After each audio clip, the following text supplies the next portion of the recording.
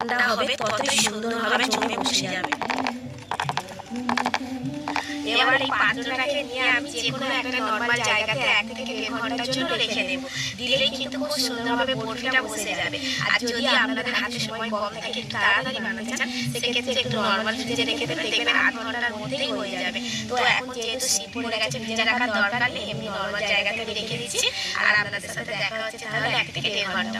1 ঘন্টার বেশি হয়ে গেছে, আর তার মধ্যেই কিন্তু আমার এই অরেঞ্জ বরফিটা খুব সুন্দরভাবে বসে গেছে।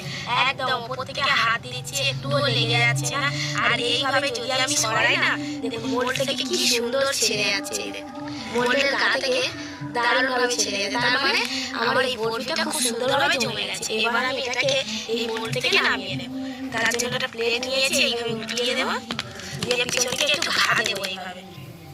এই দেখুন, এবার আমি তুলে নিচ্ছি, কত সুন্দর উঠে গেল। আর কি